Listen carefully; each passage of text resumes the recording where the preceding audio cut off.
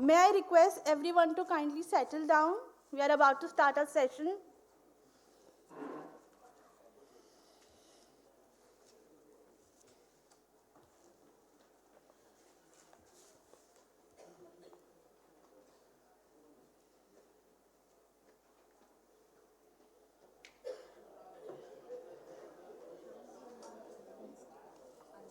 Okay. Okay. Distinguished panelists, election management bodies, academic experts, and my dear participants, I, Radhika Srivastava, welcomes everyone in this room to a very first India International Conference on Democracy and Election Management 2026 on the topic Democratic Electoral Campaigns. Okay. Now, we are heading towards our next topic, which is India's chairship of International IDEA 2026. As we all know, India, led by the Chief Election Commissioner, has assumed the chairship of the Council of Member States of International IDEAs for 2026, with IIIDEM as its nodal agency. With the theme, Democracy for an Inclusive, Peaceful, Resilient, and Sustainable World, which contains two thematic pillars: reimagining democracy for the future and independent and professional EMBs for sustainable democracy. Our thematic pillars include 43 interconnected thematic areas, like 7 for global roadmaps, policy briefs and tools, then 11 for model international electoral standards, and 25 for best practices and innovation in electoral processes. Now, I would like to tell you about something about this conference. IIIDEM, under the aegis of ECI and in partnership with International IDEA, is organizing the International Conference on Democracy and Election Management. The conference is structured around overarching theme of India's chairship and the thematic priorities of the chairship. Heads and seniors officers from close to 45 election management bodies and countries are participating alongside leading experts in democracy, elections, governance, technology, law, media, and communication. Now, there will be a brief introduction what this session is all about. This session focuses on electoral campaigns as the most visible and interactive phase of the democratic process, where ideas compete, leadership is tested, and citizens actively engage with political choices. It examines how open, fair, inclusive campaign environments grounded in freedom of expression, movement, and association enable voters to access information, evaluate alternatives, and form independent judgments. The session highlights how transparent rules, ethical conduct, and equal opportunity during campaigns directly shape the legitimacy of election outcomes and public confidence in democracy.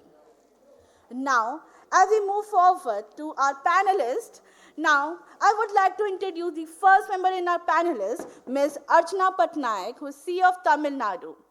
And she is a 2002 batch IS officer of the Tamil Nadu cadre, is currently the Chief Electoral Officer of Tamil Nadu and Principal Secretary, Public Elections Department. An alumni of JNU, Syracuse University, and Harvard Kennedy School. She has over 2 decades of experience in administration, health, industries, MSME, and electoral governance, and is known for her inclusive and ethical leadership. Now, may I request Ms. Archana ma'am to please come on to the podium and give your beautiful insights of the session.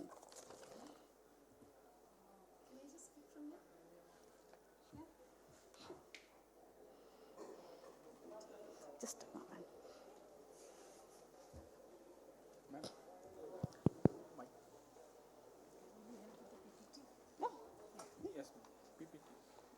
Oh, vanakkam, namaste, and a very good morning to all present here. Can we go to the first slide, please? Yes, ma'am. So the theme for the session is democratic electoral campaign. Broadly, we are beginning by asking on why this theme matters. Why really are we discussing here about electoral campaign? If we see the electoral cycle, you will see that the campaign period is what bridges the pre-poll and poll phases by influencing voters, inculcating their trust and participation. It is not just during the period of election, it goes beyond it. Ultimately, good campaigns build trust in the election result. If you could see the box on the left bottom, here we are trying to look at what are possibly some of the aspects which could be addressed by the theme. The gaps and challenges. If we look at some of the challenges in the campaign, we could like to focus on the unequal access to resources and media perhaps, which disadvantages the smaller parties and the new entrants in the electoral arena. Similarly, if you have a look at the fourth bullet point, in today's age, misinformation and AI-driven deepfakes are impacting voter confidence. So not just regulations, I think some kind of governance has to come in place to handle such eventualities. When we are talking about why this theme is important for elections and democracy, I think campaigns are the period when the voter tries to understand the choices being put before them by the different parties and ultimately be able to take informed decisions on whom to vote for. And the stakeholders, of course, are all of us who are here, the electoral management bodies, the political parties, candidates, voters, media and civil society, regulators, judiciary and oversight institutions. Next, please. So we are approaching the theme looking at 5 verticals. I'm not going into the details, but the verticals are legal and regulatory, the financial vertical, media and communication, institutions, and capacity building. Coming to the first vertical, legal and regulatory. Next, please. If you see the legal and regulatory framework, countries basically regulate election campaigns through different legal layers. Some have their base rooted in the constitution of the country itself, and others have separate electoral laws.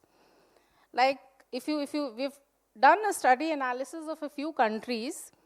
We have in Brazil a separate legislation, whereas in Germany the legislation is based in the constitution itself.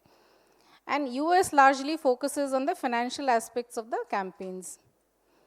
We also see that in the enforcement mechanism, some have a three-tiered setup, and some have enforcement carried out by the bodies themselves in coordination with other arms of government, as we do it here by the Election Commission of India.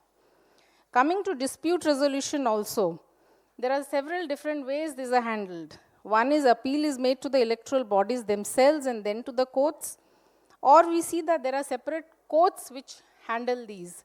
So basically, I'm just trying to provide a framework which will leave the room for open for discussion and what will be presented by the other speakers in the forum.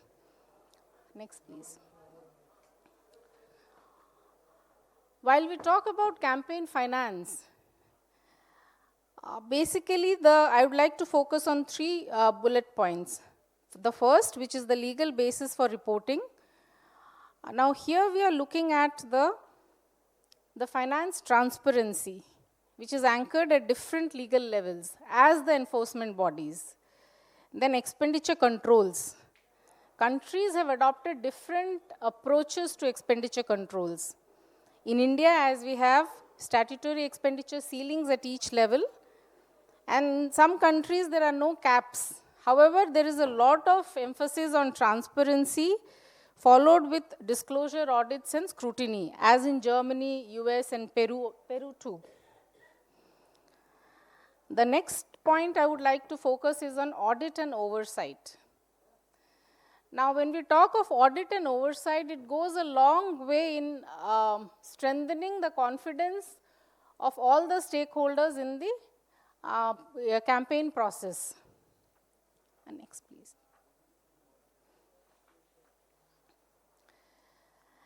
Here we are talking about the entry rules into the political arena. Now, some countries have made the entry rules very easy. Like, for instance, there are no barriers. Anybody who wants to come and fits into the electoral criteria, you can jump into the electoral campaign. Whereas in some other countries, you have very particular strict criteria to follow. Media access also differs.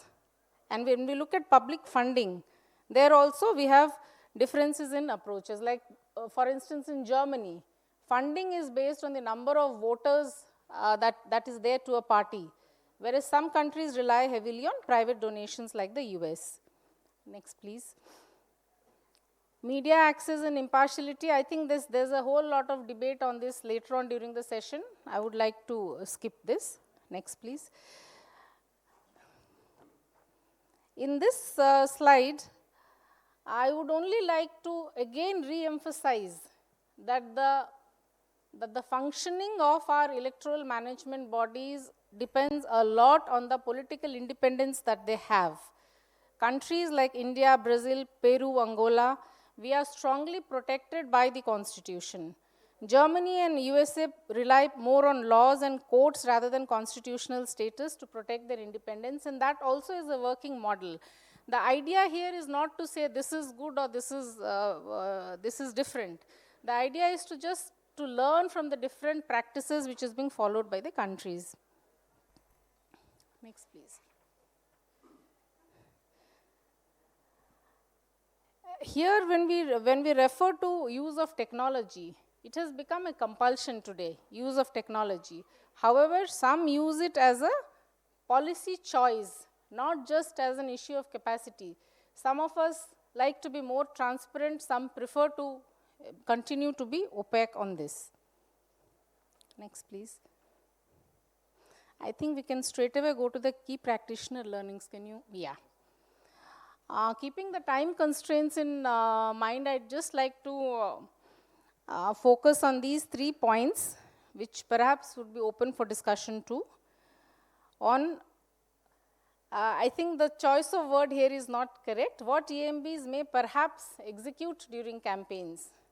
While all of us, all the democratic countries have rules, we are not talking just about enforcement of rules. Somewhere within us, I think we should imbibe the governance culture, whereas, wherein, they themselves should understand their own codes, their own morality. Somewhere it needs to be internalized by all the stakeholders of the system. And there we are talking of campaign rules to be enforceable in real time. And when we talk about institutional learnings, there's something which we learned when we look at Peru or in USA. There is a clear division of powers in their organizations. So that is also open to debate. Now, this I have already spoken on, deepfake and AI regulations to foster trust in campaign information. In some countries, the Election Commission of India has also started taking very strong action on this, use of artificial intelligence in the propaganda and all.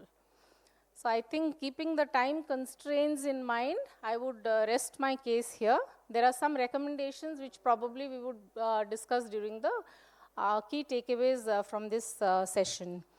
Now, I think you would be requesting? Yeah.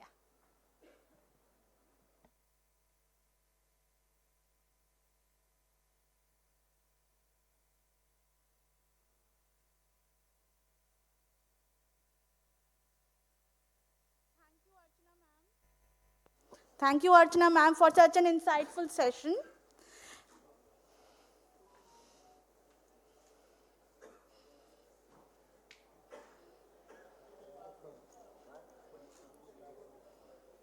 Now, as we move forward in the session, I want to introduce to you Ms. Annie Marie Linger, member, OKB, Suriname. Ms. Annie Marie Linger is an experienced election administrator and observer from Suriname. She served as Secretary of the Independent Electoral Council, OKB, from 2014 to 2020 and has been an OKB member since 2020, contributing to its decision-making on free and fair elections. She has also observed elections internationally, including in Colombia 2016 and Antigua 2023. Ma'am, may I request you to come to the podium and give your insightful session on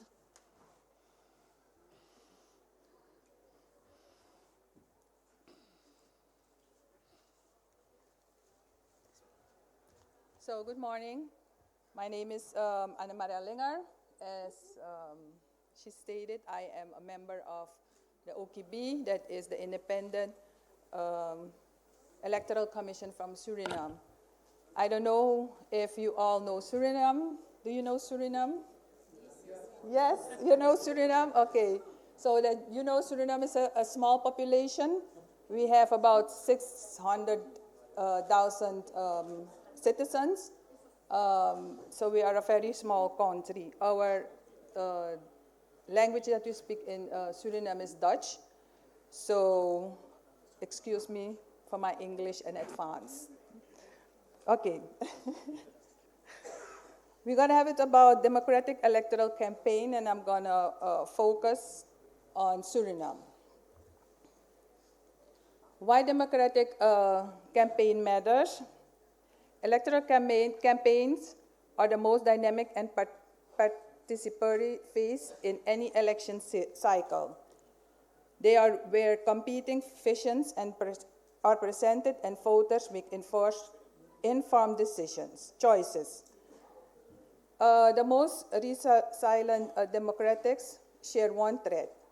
They treat campaigns not as political warfare, but as structured democratic dialogue. This includes a code of conduct that the political parties sign freely, inter-party dialogue platforms, and continuous engagement between electoral management bodies, security forces, and political actors. I think we can agree on these 5 principles for democratic electoral campaign, and these are freedom of responsibility, speech without intimidation, equality of opportunity, no abuse of terms in office, security without suppression, protection, not militarization, transparency and remedies, rules that can be enforced, and respect for political pluralism.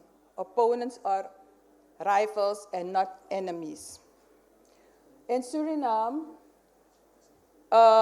election campaigning is not regulated through law. We say it is indirectly regulated. We have a constitution that guarantees the political rights, equality and freedom of expression. We also have an electoral act that regulates elections broadly but contains limited explicit campaign rules.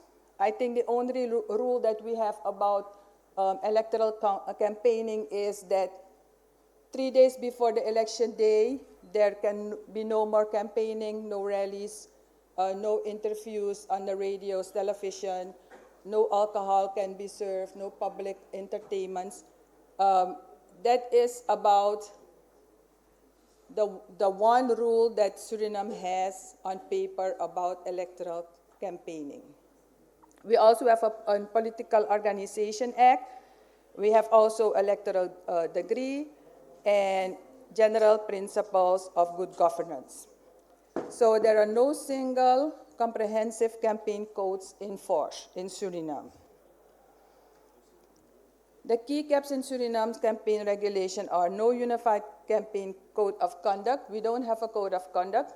As the OKB in 2020, after the elections of 2020, we had an evaluation with the political parties and other stakeholders of the election.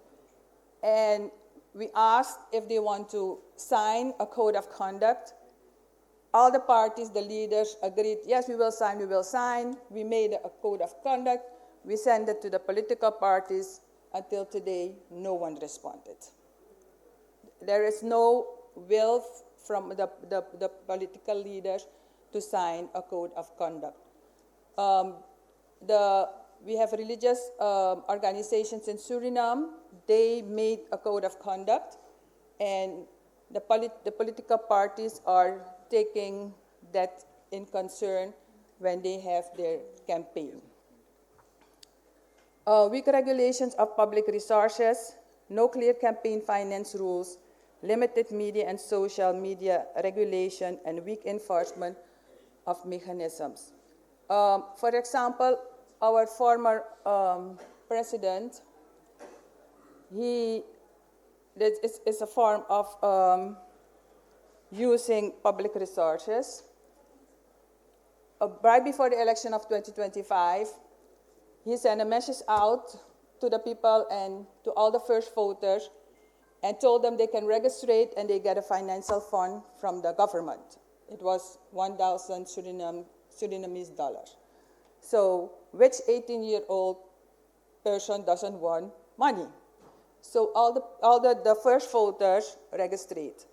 What did he do? He took the information and he sent a letter to all the first voters asking them to vote for him. So he used the data that he collected for the government, for his own campaign. That is one of the examples. Another example is that right before the elections, I think you all know that Suriname will be very rich soon. We have oil and gas. So in 2028, as the investors say, Suriname will be rich.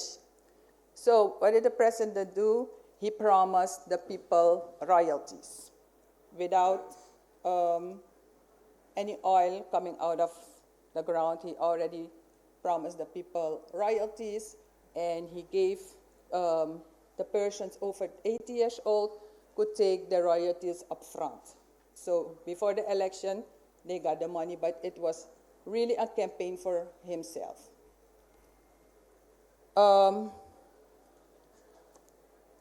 The elections of 2025, Suriname's general election of 25th May 2025 was a vital moment for the democratic competition in the country.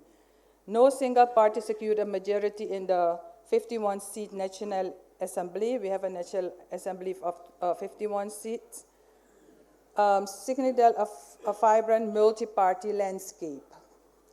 The OKB and the electoral authorities worked diligently to manage the process, enabling peace voting across all districts. The Organization of American States, the Electoral Observing Mission, commends Suriname citizens for their civic spirit and democratic commitment on the election day. Yet the campaign period highlighted key democratic challenges as allegations of misinformation and fake news, circulating widely and growing global concern in electoral campaigns. The stakeholders raised concerns about the use of government-linked announcements and programs near election, underscoring the need for clearer regulation on public resource using during campaigns.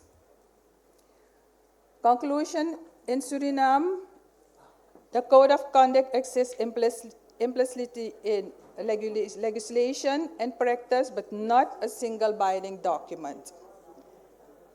This results in difference in interpretation and enforcement challenges, particularly during election campaigns.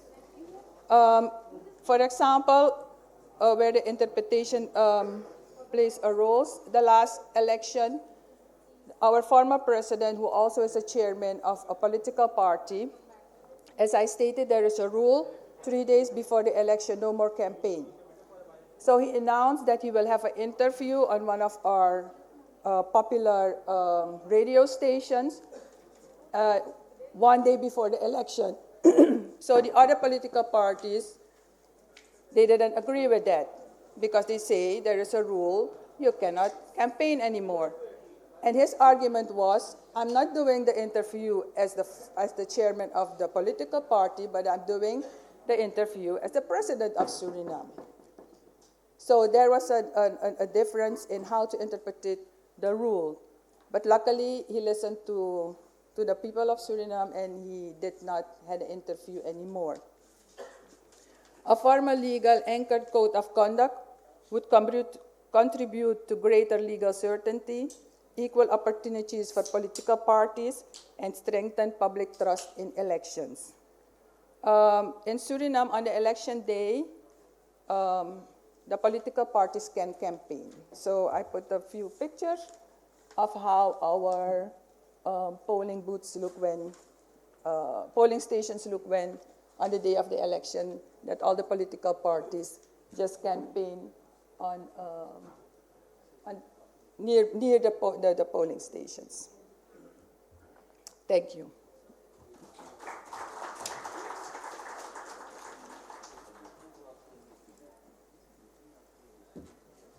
Thank you, ma'am, for such an informative session.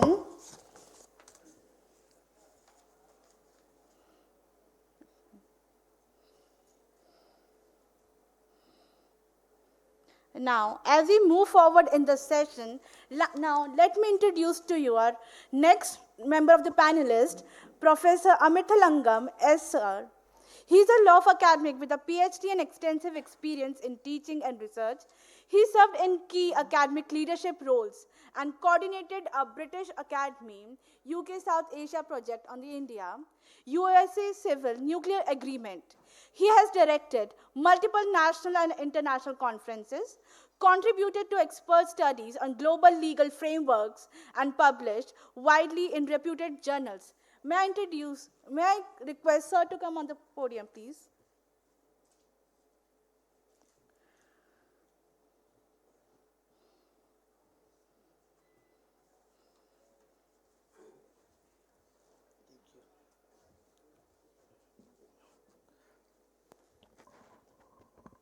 Good morning. I said good morning. Thank you.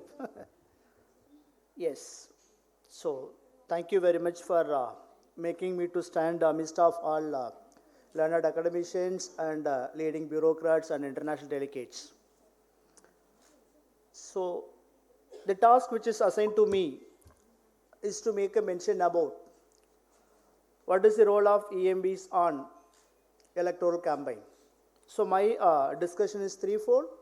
So before going to start, make a disclaimer. I use some of the pictures which is there in the open media and which is taken in the same Bharat Mandapam for academic purposes. Good.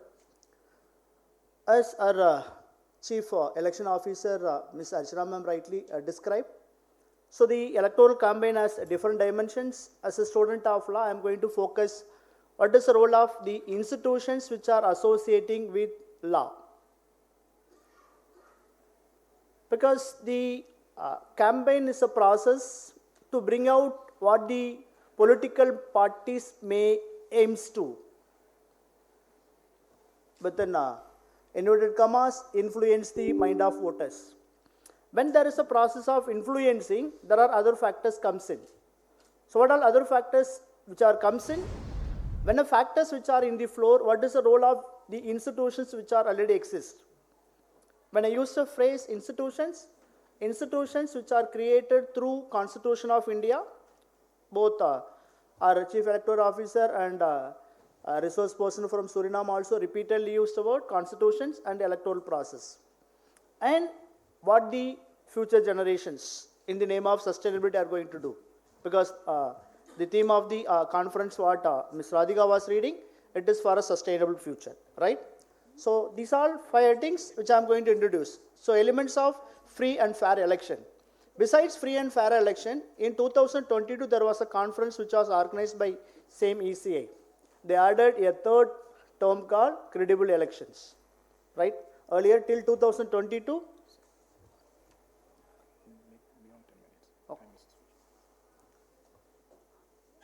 before 2022, it was only a free and fair election. Now they added credible elections. What all does it count?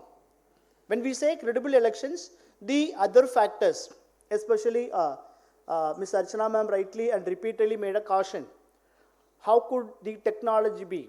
Yesterday also there are 2 clarifications, one from Professor of Computer Science, from IIT Madras and the same Dr. Johnson who are sitting next to me. So they clarified what would be the influence of social media or technology in the name of electoral process.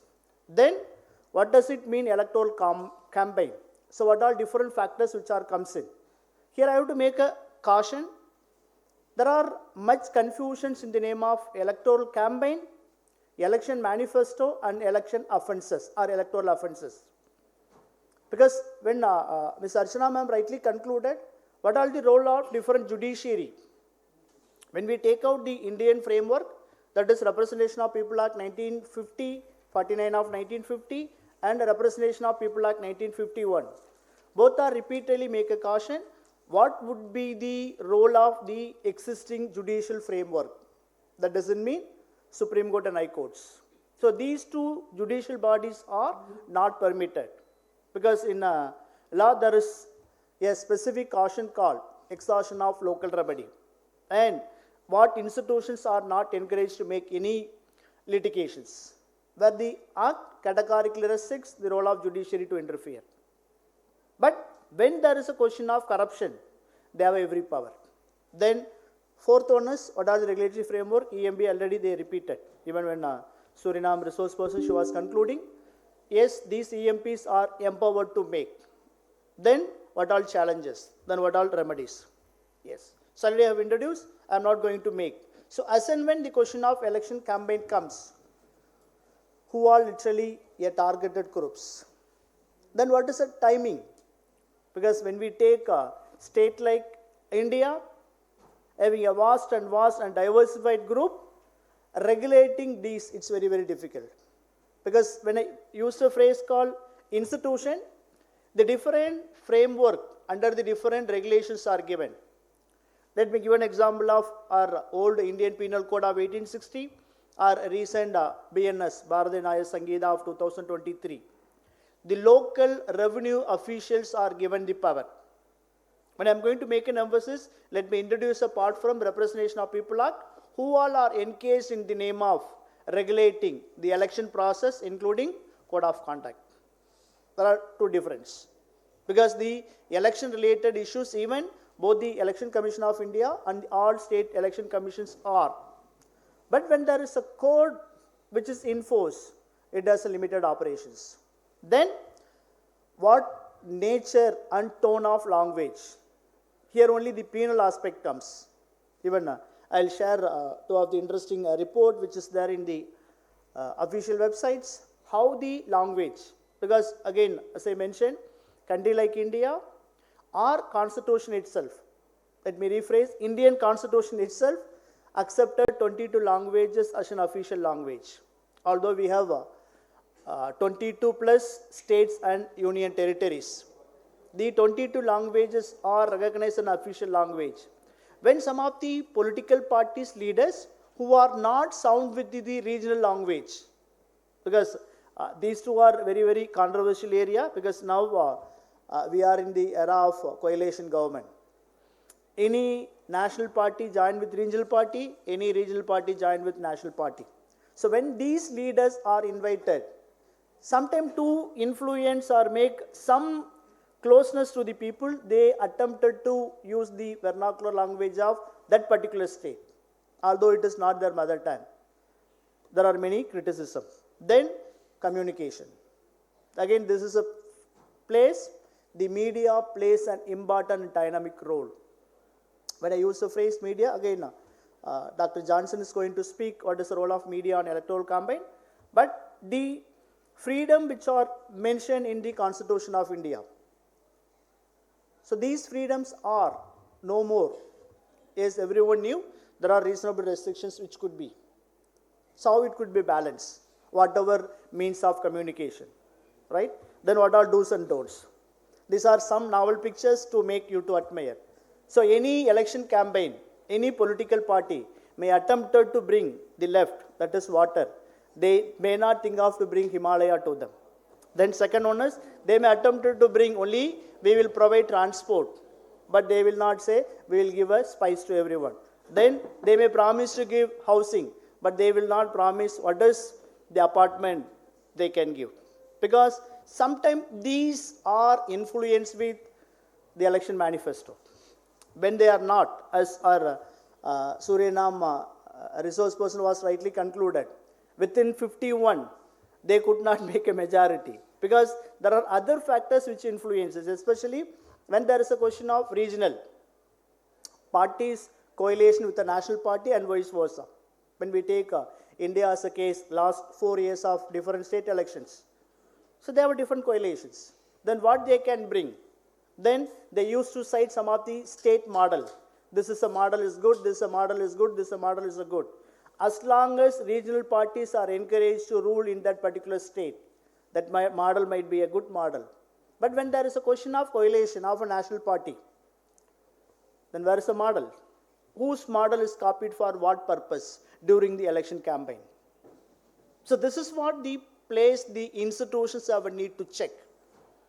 Although the clear provisions of the Article 24 and 23 happily says the role of election commissions, then the power which are mentioned under the Representation of People Act are very clear. But where are the choices for these institutions or EMBs for that matter to go and make a filter? Right? Yes. Then who all are real stakeholders in the name of election campaign? Already Archana ma'am touched, even the Suriname resource person rightly mentioned. So, first and foremost one is political parties. What is their priority and agenda? Then what is the role and mandate of the voters? Voters, again the segment vary election to election. When there is a question of Prime Minister election or election to the Parliament is different. When there is election for Chief Minister or the state election is different. When there is election for local bodies, the mandates are different. So each place, these voters tend to influence the statement whatever made by the political parties. Sorry for making such a lengthy statement. Because without knowing what is their priority, because one election they are aligning with one party, next election they are simply jumping. Although we have a clear mandate in the Constitution's call and the defection. Yes, it is impossible. Then how the voters may rely what is the real information, what is the real information? What is information which is genuine? What is the information which is practicably and feasibly enforceable with the letter and spirit? Where only Archana ma'am rightly made a caution us what is the financial and economic status of each and every state. Where only we have to analyze with the comparison what she brought with 4 different constitutions. From Peru, Germany and United States of America with India. Because in these countries, the political system and the physical autonomy and the physical relations is quite different. What we Indian political system and constitutional systems have. That's what yesterday when there was a question in the name of geopolitics and a professor from university, political scientist professor, he was clarifying whether you are highlighting with the procedural democracy or substantial democracy. Because these are the questions should be clarified. What is the legal system and the physical autonomy of each and every country? We can't simply make a table and by saying we can use this and we can use that. Because when we take the literacy of Indian state like, it is not as equal. Therefore, the question of influencing or question of bringing the real issues to the, or core issues to the people, it's very, very difficult. Then third, media. Again, I'm leaving it to Dr. Johnson. Because the freedom, whatever enshrined in the Constitution, it is no more absolute. The last and final one is missionaries. I'll list out the institutions, whatever engaged in the name of election process. This is one of the shocking statistics. Today, when I was referring, I came across this. Okay, there are in between content for the purpose of the discussion, because this particular event is organized by the great constituent body, therefore I don't want to bring in between lines. But this is one of the report which gives the XR-Y ratio of the speeches which are given by the political leaders disturbing what is the mandate of Indian Constitution. If not all, the secularism. Where the issues comes. When some people's speeches during the election is going to be distracted the constitutional goals. Where are the choices for the institutions to bring equitable, inclusive and societal approach? I am leaving it to you. Yes? Then what are the machineries? Again, bringing everything under the broad spectrum is very, very difficult. Again, as a student of law, I am relying all content only in the name of a Constitution of India. Okay? Because the middle is very, very interesting to coordinate with left and right. Middle we have many provisions, but for the purpose of this particular title, I am going to touch only these. Preamble happily says equality of status and equality of an opportunity. And secularism, as I rightly mentioned. The third and interesting one is whatever freedom which are conferred to each and every one of us, including the institutions or EMBs, are they absolute or restrictable? So 19(1)(a) of Indian Constitutions lists fundamental freedom to speech and expression. Includes freedom to know, freedom to publish, freedom to participate, freedom to criticize, except judicial verdict. The judicial verdicts can be analyzed only for academic purposes. That's what law permits. But during the election process, exhausting their constituent power, that is civil right to participate, what all they are doing. The left, we have a Representation of People Act, which is administered by Election Commission of India and other election commissions of different states and UTs. But there is a clear provision which says what they can. Whoever does contravene, they are subject to various penal sanctions. What is the level and extent of the same? Where only we are the stakeholders of this particular conference have to think and apply. Whether the same speech or cases or issues which are bringing to the EMBs are fully dealt with, or it was breaking down. There are shocking reports which says it is not giving any final verdict, whatever process. Where the question of effectiveness of the institutions like election commissions come into question. When they are not in a position literally bring the same dynamics in which institutions created, what is an alternative? Where are the choices for the people who are working can go and check. A says there was a speech which was given by, there was a slogan which was given by, there was an ethic, there was a statement, then what was happened to that particular person who was? We have to trace and check and find an answer. If it is not, then what we are going to contribute? The last and final one is, before 2023, as I introduced, in India we had a different law called Indian Penal Code 1860, 40 of 1860. Since it was repealed, now we have a new laws. But the section runs. It's very, very lengthy section. It runs. Whoever does contravene, what all penalties. Above all, in the same Bharata Nyaya Sanghita, there is an exclusive part, offences in the name of election or election offences. Immediately after the notification or when the pendency of the code of conduct, if any people attempted to, who will take an action? Irrespective of the election monitoring bodies, election management bodies, anybody who are given the task of rule of law and order or maintenance of law and order or peace and security may take a law in their own hands. What are they doing? Again, I am leaving it to you. Yes. So these are the different machineries from the stage 1 of the election till the announcement of the results. This is exactly available in the Tamil Nadu Election Commission's official website. You can read. But since it is very micro, let me make a exact sections from the Representation of People Act 1951. Every authority which are made under these sections are given specific powers. Again, I am emphasizing. It is no more a choice for them to simply notify, conduct an election and announce the results. No. On the day one of notification by the Election Commission, they have to take laws in their own hands. When I use the word in their own hands, who all are people engaged in the process of the same? Where only there are some ambiguity.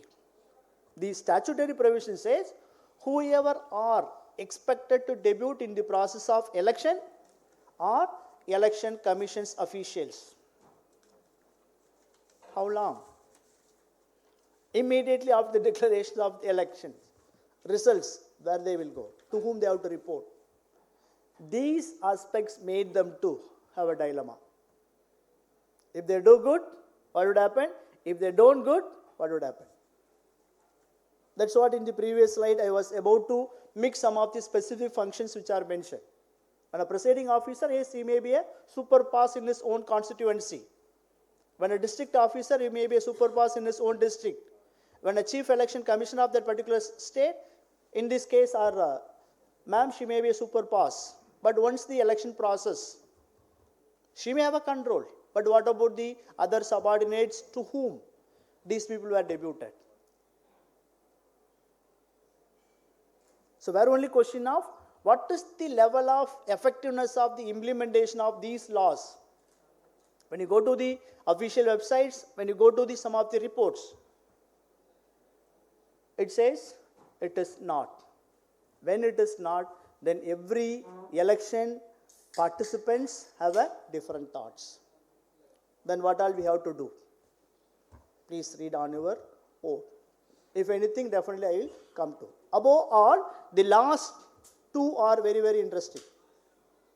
Whether these political parties and the political institutions and the candidates who are in the process of election, are they ready to accept their legal and ethical? Many times, legal might not. That's what already I have opened up for a discussion.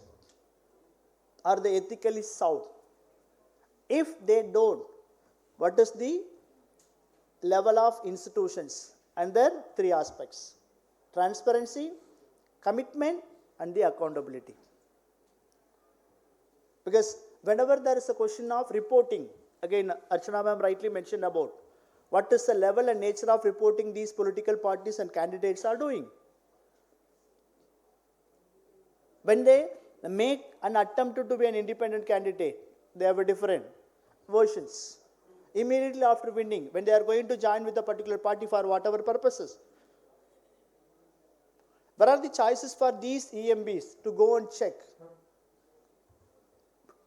It's $1 million question, right? This is what yesterday. Since there are many loopholes, the commissions themselves volunteered, as Radhika was rightly mentioned. There is a statutory body, then bodies which are created, and we are making an arrangement in the name of MOU with International IIDEM to strengthen goal 16 of the sustainable development. Because although different institutions which are working, what is the level of coordinations? So sustainable, because this is the first instrument happily bring a concept called inclusive and equitable society.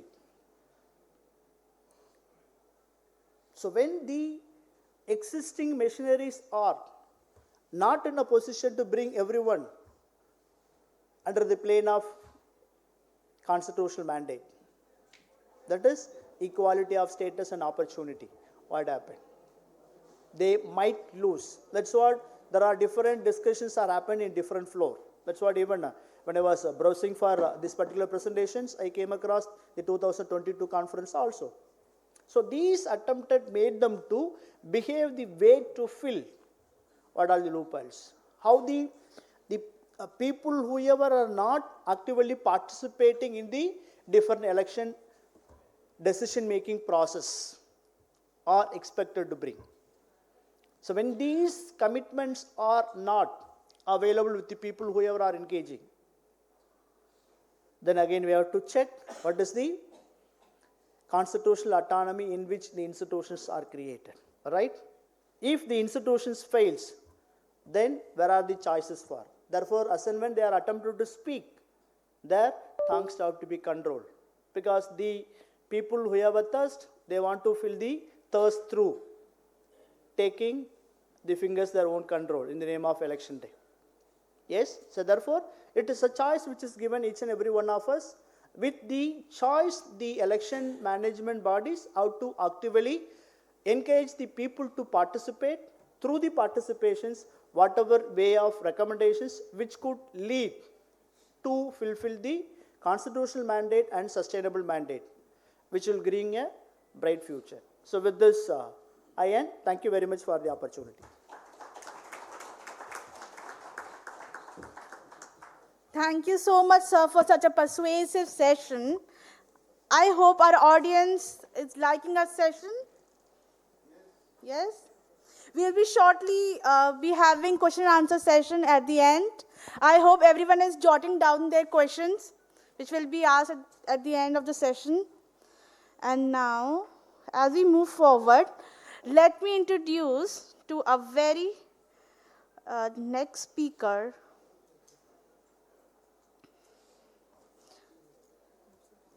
Professor N. Johnson.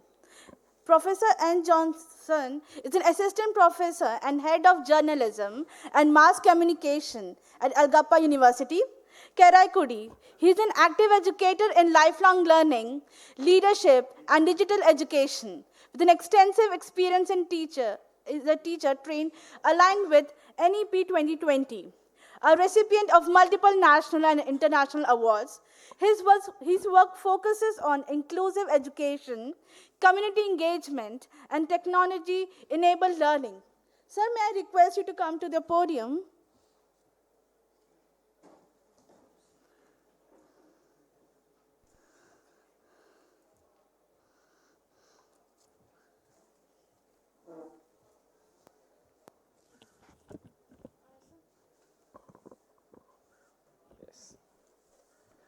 A very good morning to all present here. At the outset, I would like to welcome all the members on the dais and off the dais. Today, we will be discussing about under the main broader category of democratic electoral campaign. We are going to discuss about the different paradigm approach of how media access and impartiality. And then we are also going to discuss about the political ad, how it is going to have over a detrimental change in the society. Therefore, these are all the key domain areas that we are going to touch upon at this instant.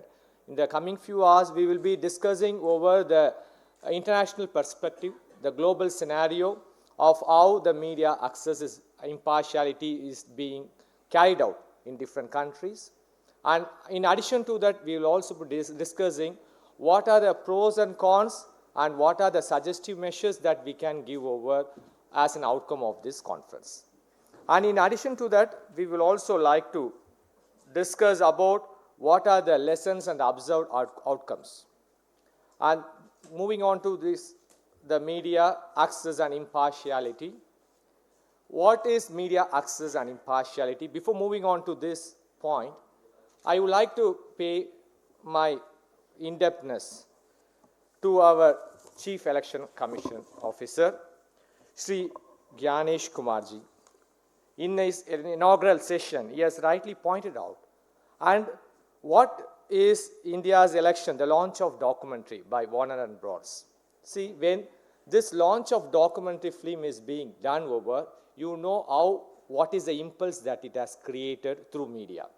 And we were able to witness within a short duration as an SLO how well the electoral process is being carried out, and how well it is articulated well, and how well it is disseminated. In his inaugural address, he too mentioned over in Bihar election, how it has made over a success rate, and he also congratulated the BLO at grassroots level, how well they done over. See, all this have been got over into the limelight only through the media. Therefore, this media access is playing a vital role in the strengthening of democratic process. Next, I will also discuss about the democratic electoral campaign, which survives not by standing still, but evolving with media challenges and futuristic approach. how it is going to cater to the needs of the society, namely the Gen Z or Gen Alpha or Gen Beta, the coming generation, how it is going to have a detrimental, positive, or in term the effects, what are the challenges that we are going to meet in the futuristic approach. Now, coming on to this media access and impartiality, we need to ensure the equal opportunity to all. That is the main prime motto. And how well this media access and impartiality is giving a balanced and unbiased coverage by the media at national perspective and also at international perspective.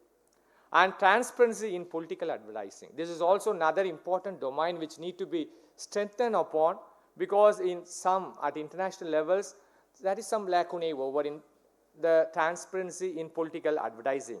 Therefore, that loopholes has to be fitting over, and it has to be done over in overcoming all the, bringing out a good transparency in political advertising.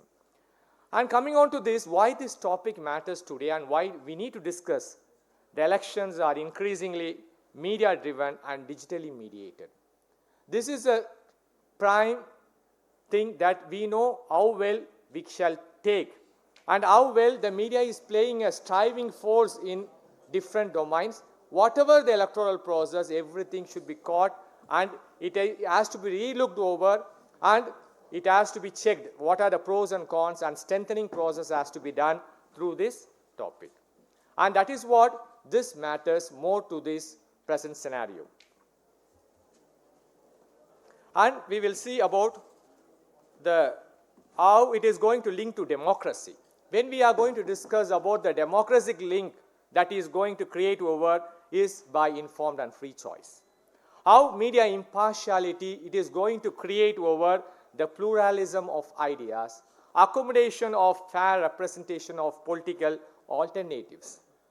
Then coming on to this advertising transparencies, my dear friends, the identifying persuasion and evaluate the credibility is one of the prime things that we need to be concentrated upon, and how to prevent elections from becoming money or media controlled contest. On coming on to the link to the institutional strengthening, we need to look on the strong electoral institutions which create media conduct during the campaign process and political advertising standards which has to be maintained over. And the effective oversight and the weak regulation has to be monitored well, and the loopholes has to be strengthened. The emerging global practice, the ad labeling requirements, the advertisement, how it is labeled, what is the thing they do upon in this ad labeling, how well, where do they get the fund, is it from the public or is it from the private domain, how well they are having over a proper clear-cut labeling mechanism that need to be relooked over. And second thing is that the public ad repositories. How well we have the repositories and how well we maintain those public ad. And that has to be taken over cognizance so that the media has the ethical standards so that we can have our check and balances for them so that they move on in a streamlined motion without any lacunae. Then is the disclosure of funding sources of and targeting logic. When we are discussing about the international forum on relooking how well they are doing this media access and impartiality, I hope that when we gone through the studies of different countries, it is doing good over among all the countries, and some countries are striving to ensure the media access and impartiality and the advertisement in regarding to the political scenario. The first comes over the international IDA. It emphasizes equitable media access and transparencies as the components of electoral integrity. Next comes the Venice Commission. It is also calls for equal opportunity in media access, especially the public media. And third is the UN Human Rights Framework. It links the free expression with the right to genuine election. And OSCE, the stress impartial media coverage, and the Council of Europe standards, it promotes the fairness, transparencies, and accountability in terms of political advertising. Next comes the diverse national variation, unmindful of the geopolitics, unmindful of the promulgation of AI, unmindful of the technological innovation that is taking place, they do exist over the diverse national variation. That has to be concentrated, and here we have just thrown some light of the different countries. You can have a glimpse of Germany, US, India, Brazil, and Peru, and how well the national variations are taking place. And on the right side, you see over the technological challenges, the digital platforms, as I said, how well it is having a vasting, or it is creating a great mark over in the democratic process. The first is the algorithmic driven content distribution, which raises the questions of visibility of bias, the hidden persuasion, and unequal reach. And next is the artificial intelligence. In this conference, it is opening up our avenues of how to set right what are the global challenges that we meet over out of artificial intelligence, and also the data-driven campaigning, and how well we are going to address to the issues of bringing out the transparencies, which becomes practically invisible even when legally mandated. As Professor Amritalingam sir has rightly pointed out in his session, what are the legal aspects we are looking upon while the democratic process of election campaigning, and he has also said over how well it has to be articulated well, where are the loopholes, all those things from his session. We were able to get the insights. Now let us discuss about the comparative practices and institutional approach. This is only a comprehensive study of the media access guarantees, media impartiality regulation, the political advertisement transparency is how it is bringing out in terms of the traditional media and in terms of the digital media and the present scenario, and the state advertising limits of pre-election, and how well these countries are concentrating upon. And now we will see about the campaigning period, the modes of campaigning, and the role of media, my dear friends. See, in regarding to the role of media, when we are having a closer look of different countries, everyone, whether it is a developed or underdeveloped countries, they have their own limitations. But still, the media, how it is having a detrimental, or how it is having a massive effort on the public in decision making. It is going to play a pivotal role in the decision making process. Therefore, the role of media in India is progressing well with an influential effect, and in Peru, it is having a structured regulation. Whereas in terms of Brazil, we have a regulated, equal access, and also a focused one. Next comes the digital media role. It is growing rapidly over in India, and we all know that in USA it is very strong, and Peru is also growing. Therefore, this type of approach, when we see over the curve, some countries do have a rising approach, and some countries they do have a moderate approach, but still they are concentrating through the different conferences participation. They also have a collective effort, and through the EMBs, they are strengthening the process in each and every country. One country supports the others with their knowledge, with their best practices, and each one are following a code which is very much good in bringing out the trust in the democracy. Next, these are the comparative practices and institutional approach, my dear friends. How EMBs and the information environment is making a global shift from polling, counting, and results to the media regulation, political advertising, the oversight, digital campaign monitoring. This is the one thing which has to be concentrated out, because if it is a country like India, a huge population, this is becoming a great challenge, because digital campaign monitoring is becoming a process. And in the right side, you see over the comparative institutional models of different countries, how EMBs are doing well and how they are moving upon. And the lessons and the observed outcomes of the different dimensions. Let us take the media access equity, impartiality of coverage, and public awareness and media literacy, comparative learning, and future-oriented reforms. And let me take, these are all the suggestive practices we have given upon for enhancement, and still some practices are existing in different countries also. That is also given in the next column as the comparative learning, what emerges globally. Therefore, as a conclusion, I would like to say that we are moving on to a way forward of institutional strengthening, the standard setting, align the national frameworks with international norms, IDEA, shifting from content regulation to process-based standards on access, equity, and advertising transparencies. Then we need to concentrate upon the training, how well the institutional continuous capacity development on digital campaigning. And next comes the capacity building, and the last is the democratic resilience that we need to have over in complementing the regulations with media literacy, public transparency tools, and adaptive reforms. These are all the policy recommendations we are just put forth as a quick glimpse. And then thank you very much for your patient listening. I thank Archana Madam for giving a good opportunity, and also she has been throwing light on the different comprehensive approach, and I also thank the panel members and all the delegates also present. Thank you.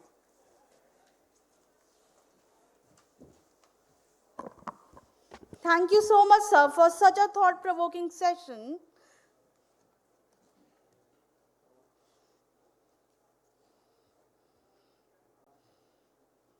Now, as we move forward, I would like to introduce to you our final member of the panelists, Mr. Ruben James Torres Cortes from Peru. Dr. Ruben James Torres Cortes is a legal scholar and educator with over 3 decades of teaching experience in law and political science. A former dean at the National University, Daniel Alcides Corion, he has authored widely on constitutional, labor, and human rights law and has advised the Ministry of Energy and Mines. He currently serves as a full member of Peru's National Jury of Elections, contributing to transparent and lawful electoral processes.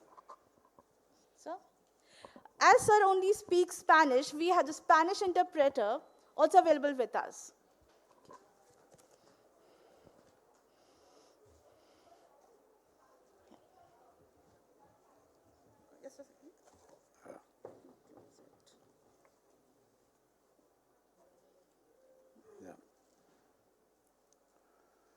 Buenos días a todos ustedes. Es un placer inmenso compartir experiencias en este país de la India. Soy miembro titular del Jurado Nacional de Elecciones del Perú, que es un ente rector en materia electoral. Good morning, everyone. It's a pleasure to share experience with the members present here. I'm a member of the National Board of Elections of Peru. El Jurado Nacional de Elecciones en el Perú tiene como fin supremo velar por el cumplimiento de la voluntad popular en cada proceso electoral que tiene. So the National Election Board of Peru has an objective to fulfill the popular will of the people as far as the election is concerned. Vamos a tener un proceso electoral muy importante, como son las elecciones presidenciales, vicepresidenciales, Cámara de Senadores, Cámara de Diputados.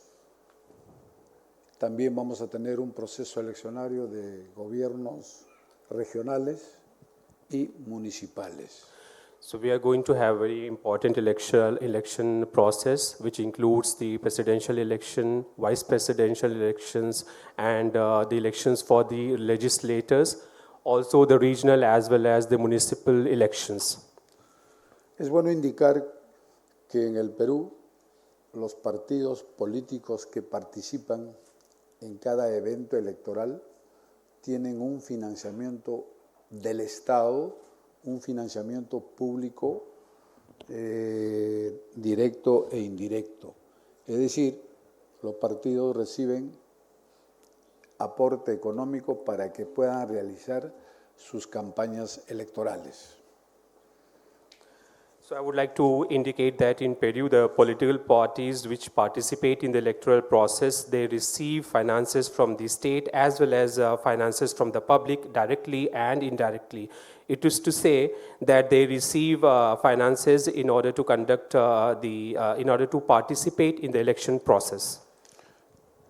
En el Perú, la población electoral tiene una desconfianza, un escepticismo, una duda respecto de la democracia entendiendo como un concepto global. So in Peru, the electoral population, they have a kind of, they don't have the confidence, they have doubt as far as the democratic elections worldwide is concerned. Esto tiene como sustento de que a través de nuestra historia política peruana hemos tenido gobiernos de facto, de dictadura militar y también gobiernos democráticos. It is because of the historical political situation of Peru, because we already had dictatorship as well as democratic governments. Esta desconfianza obedece por parte de la ciudadanía porque los gobernantes se han visto involucrados, inmersos en actos de autoritarismo y de corrupción generalizada.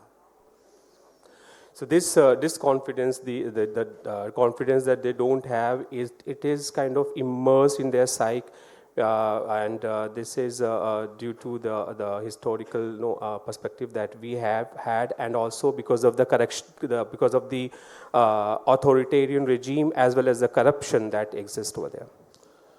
Por eso es importante entender, no solamente en el Perú, sino a nivel mundial, respecto de los objetivos de una verdadera democracia, como que la democracia debe servir como una mejor forma, una alternativa de gobierno, porque es la representación donde el pueblo deposita su voto en la creencia y en la esperanza de que la democracia como forma de gobierno debe cumplir los objetivos de superar la igualdad económica, social y cultural. It is important to understand that the worldwide democracy, that the people who vote, they vote for with the belief that the democracy will fulfill their social, economical, and other rights. También es necesario indicar de que esta experiencia que tenemos en esta conferencia internacional sirve para fortalecer la democracia a nivel mundial. Muy agradecidos para compartir la experiencia que vivimos acá en la India y trasladarlo al Perú y Latinoamérica para mejorar los niveles de estándar de participación democrática del pueblo. It is also very important to indicate that this conference, the conference like these, are going to strengthen these themes of elections, and it is also, I'm very thankful to be here, and I believe that the Peru and Latin America, they are going to strengthen and also better the standards of living for their people. Debo concluir con mis agradecimientos por la bienvenida, por la organización de este evento que es muy importante y trascendente respecto de consolidar la democracia como mejor forma de gobierno en Sudamérica, Latinoamérica y el mundo entero. Muchas gracias. Thank you very much. I should conclude thanking the kind of welcome that I have received, the kind of organization of this event that I have seen, and it is very important for the democracy worldwide, and it is also very important for Peru and Latin America as far as these kind of topics are concerned. Thank you very much. Thank you so much, sir, for beautifully describing about Peru's elections and democracy. We are delighted to have you here, sir. As now, we are heading towards our question and answer sessions, or we can call it a simple discussions. So, I hope everyone has jotted down their points and the question they wanted to ask. And to whom? Yes, sir. The first introduce. Good morning to all. I am Dr. Nagendra, NLMT from Karnataka. I thank Professor Amrutlingam for a very realistic presentation of the facts of the elections. Now, actually, I want to, it's not a question, just I want to know from you, the institutional response to the elections. As we all know that right from the ECI2 down the BLO, all the procedures set in properly. When it comes to the campaign, it is also the respect and acceptance of the democratic ethos. When you see the number of cases, violations in the elections from the political parties, from the candidates, and the cases filed in the court and the very lowest conviction rate with regard to the election offences. In this scenario, in fact, you have put a very open-ended question and left to all of us to think about the future of the democracy. So does it really mean that is it a democratic process of really campaigning and influencing the voters in terms of the number of violation offences we are seeing from election to elections in India? Thank you, sir. Thank you very much, Professor, for your appreciation and the clarifications. As I rightly opened, with a good intent, the institutions are created. It is a malafide intent on the part of who are taking benefit out of it. I think you have understood what I convey. The constitutional provisions and the election commission and all the state election commission and their officials are very genuine to bring the reality of the exact provisions what is there. But as you rightly opened, as and when the elections are notified, the election commission as an institution are not full hand-holded people. They have to rely the administrations, whoever are otherwise influenced and administered by the parties who may be otherwise called as who contest in the elections and they win the power. Then it is no more a choice on the part of these people to translate the provisions into an action with the real letter and spirit on three contexts. One is collecting the material and proving the same beyond reasonable doubt in courts. There may be any loopholes. Then when these documents reaches to the officials who are in the process of judicial adjudication, would unable to bring anything. The third one is failure on the part of a prosecution too. So all these three are not, because as I rightly concluded, the intent and mandate of the election commission is to ensure the commitment in which that particular task is given. We'll rightly use a three-letter abbreviation called EMBs. But once the process is complete, they don't have any control. Then second, India like country, we have a multi-layered judicial administrative process.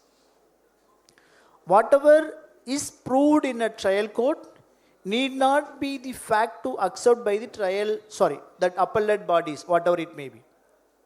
Till the election process, yes, all the election petitions are maintained. But when it is go to the appellate court, I can give the direct example from Tamil Nadu. There are MLAs and MPs whose winning are challenged. The petition itself disposed after their 5 years period as a tenure of MPs or MLAs. Even they are still enjoying their pensions, whatever they themselves process and increase or decrease. So, therefore, the documentation of the petitions, whatever filed, and the outcome can't be tested only with the help of the machinery which was responsible for conducting and declaring the results of the elections process. Thank you very much. Any more questions?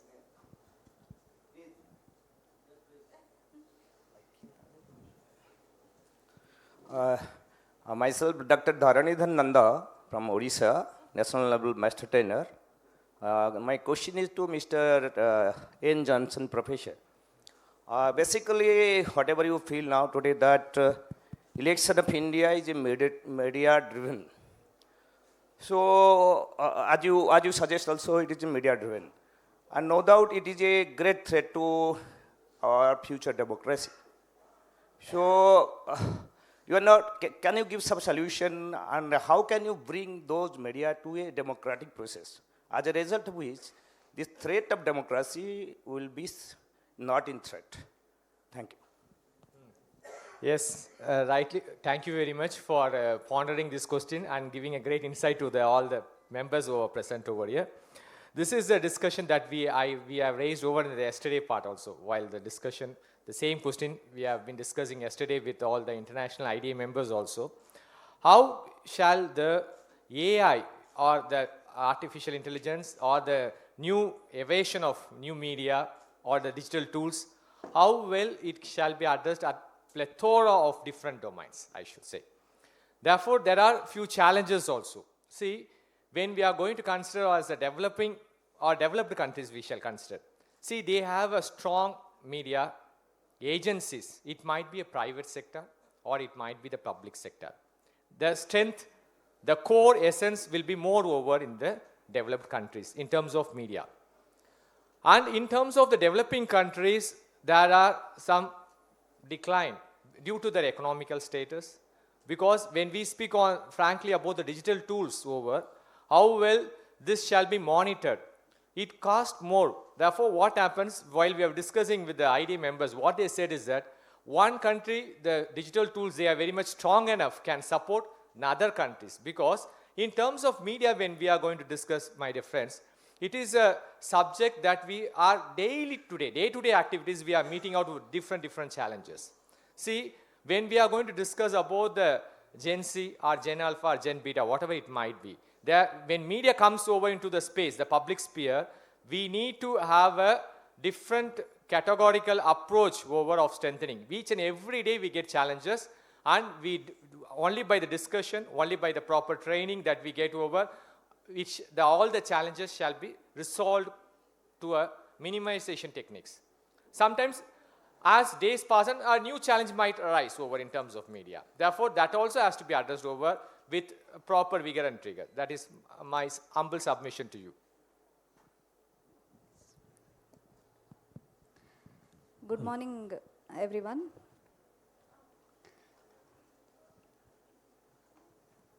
Shall I speak? Yeah. Good afternoon, everyone. So I'm Aishwarya and I'm an NLMT from Karnataka. My question is, in this technology-driven world, there are many instances of social media campaigns continuing, although the actual campaigns on the ground, they might have stopped. So it is like sometimes in the social media, whether it might be the X, the new name of Twitter, and the Instagram or Facebook, wherever, the veiled campaigns still continue. The opinion making things, they still continue. Some articles are written favoring certain policies, certain politicians. So in such a scenario, how can this, because social media is a very vast space. Although the regular print media can be controlled, but social media is a vast space, and are there any things like ways in which we can actually close in on this?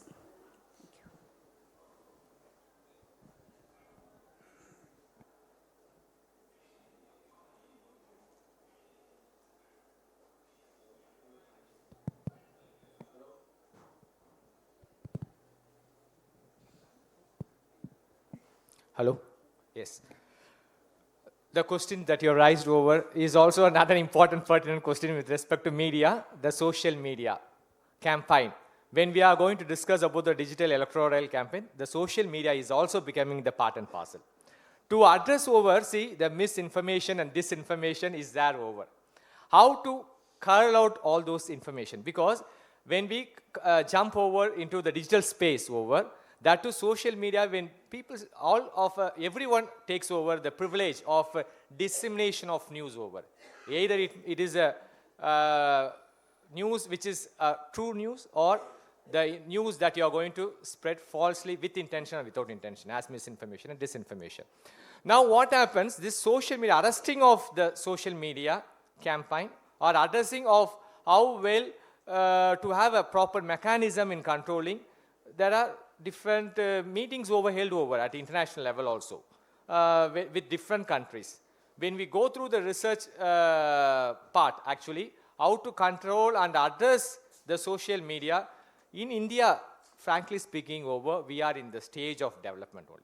We are in the stage of, because here it is a massive force actually. Therefore, arresting the social media campaign, sometimes they might put over the message which is not of real news. But to arrest them, the government is taking steps, but we are working over, the different countries are with a cognitive effort of how well the EMBs, how to make the policies, how to strengthen those policies, they are working on this line, as far as my knowledge is concerned. And if Madam would like to supplement this point, you can also, Madam. Right. This is what from the media point I would like to pay to you. Sir, I am Lalit Mohan from Election Commission. My question is, how do we ensure some sort of rationality behind the Sir, sorry, sir, please repeat. How do we ensure some sort of rationality behind the irrational promises made during the election campaign? Should there be some sort of framework for this? Could we think of some sort of framework for this? Yes. During the election campaign, what type of framework? Once again, it is also relevant to the question as she has raised over. It is a continuation of rationale that you are asking over. See, as of now, the mechanism that we are following is that as a collective mechanism only, through control over some newsers or some, during the media electoral campaign, the political parties are giving over different promises. How well it has the genuineness check, the authenticity check over of different parties. Now, as of now, every national side as well as the international bodies, they don't have a proper mechanism of arresting over what are the political advertising. This is with regard to. But USA is having a strong effect.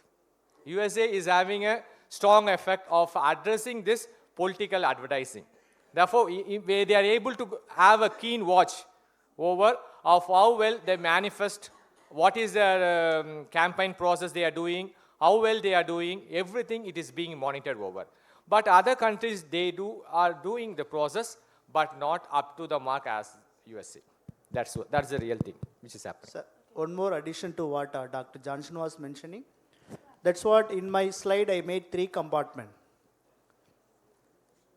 Election agendas, election manifestation. Election manifestation need not be controlled by the EMBs. The election manifestation are the political and policy statement of that particular party to whom they are associating or so-called collating or forming. That's what I think when I made a mention about the different level of elections need different level of coalitions. When we take state like India or country like India, whatever arrangements they have in the parliament with 550 plus 250, it's not available in the state. So therefore, you can't simply go and knock any doors of the institutions which is responsible to say. Because one party say, if I come to the power, that's what I gave an example. Giving promise to water is fine. But any party think of to promise, I will bring a water from Himalaya. So they may think of to promise, I will give a transport. No political party may attempt to bring. Again, stressing political party. But can these things be? That's what now recent Supreme Court interferences on freebies versus. According to various non-ruling parties and government, it is a freebies. The state which are ruling, they are saying, sorry, it is a security. Welfare measures. Then where are the choices for the EMPs? Go and check. No. Don't give. Because just 1 week back in Tamil Nadu, we have a great festival called Pongal Festival. The government which is in party, they happily gave the hard cash. So they say it's a welfare measures. Because without which these people can't cook pongal, they can't taste the celebration. When next party comes, will they give 3,000 or 5,000 or 30,000? Nobody knows. Okay, so therefore, it is nothing but a choice. When the choices are not otherwise translated into an action, no one can question. There are many political promises. The second one is, I think this is to ma'am. When we check out the media control, the civil freedom which are conferred in the constitutions are vary from state to state. Whatever freedom the United States of America's constitutions have need not be to India. So therefore, the question of jurisdiction is somewhat that IPR versus international perspective, since this floor is not, I don't want to make it deeper. So therefore, controlling the media which is available outside, because we have a legislations like Penal Legislation and Information Technology Act, these two laws can be used whoever are considered as an offender within India. Somebody sitting in a place where no man's land, if they make a statement, it comes to us. No one can easily. Okay, thank you. As we are running short of time, any question for Suriname?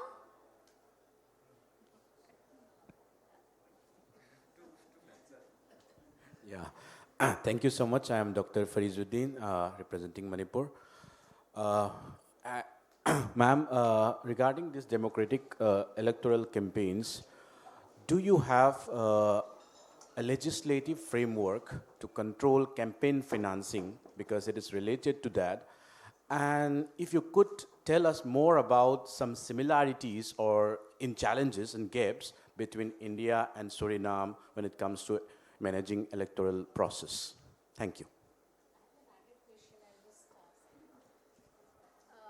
So I had it added a question. I thought I would ask it one go. You were mentioning a case study of how the data collected for government was used by a particular individual.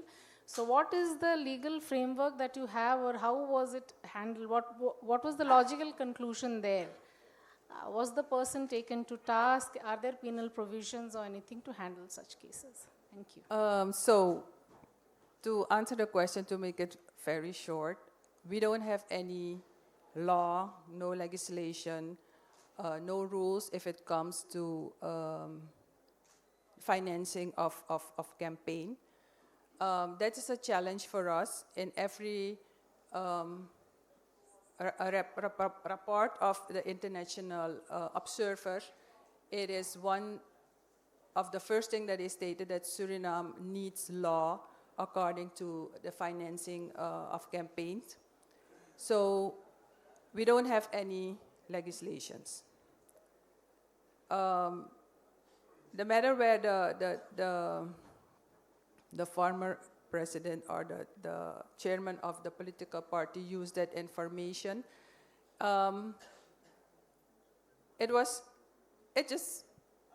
nothing happened.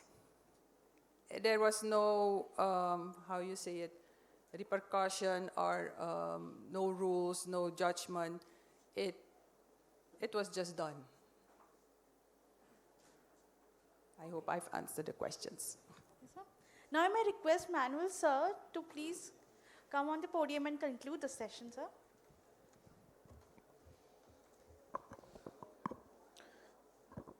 Good morning. Good morning all. Now it's time for the conclusion. Before heading towards the conclusion remarks, I would like to revisit the points that were presented by the panel members. So first, our Madam Chief Electoral Officer had set the ground for discussion with her presentation, and then Madam Annie Marlinger had given some points on the how democratic electoral campaigns are being handled in Peru. In Suriname, and also she had given some points of 2025 elections of Suriname. And then Professor Amrithalingam had given his views how elections, especially the legal frameworks and campaigns are being handled in India, like what are the institutions associated with the legal frameworks, and how election campaigns has to be handled. And also the roles and responsibilities of various stakeholders in the election process. And also about the election missionaries, he had briefed something about the election missionaries. And then Professor Johnson, he has given his points on media campaigns. What is media access? What are the transparency in political advertising? And what are the emerging global trends in various frameworks? And also the technological challenges that we are facing during these media campaigns, and how EMBs are approaching these media campaigns. And also he has given some suggestive practices to be handled. And finally, our guest from Peru, Magistrate Ruben Jaime Torres Cortes, had thrown some few lights on how the election system is being handled in Peru. So with this thing, I am going towards the conclusion remarks. So this discussion which we had now had given some takeaways, like first, these electoral campaigns are mostly, it is a test, public test of democratic integrity. So how campaigns are conducted shapes citizens, how they trust the institutions, like that. Second, while freedom of expression is fundamental, it must be balanced with effective regulation. Third, now the media and these digital platforms have become the central actors in this democratic electoral campaign. So how this has to be handled. And last one, the legal frameworks. How the strong legal frameworks are needed for the effective enforcement of the electoral campaigns. So with this, we can end up this session, and I sincerely thank all our panel members and the participants for their active participation, and also IIIDEM for giving us this opportunity. Thank you all. Thank you, sir, for such concluding. Now may I request Tamil Nadu team and Ansari sir for a group photograph at the panel.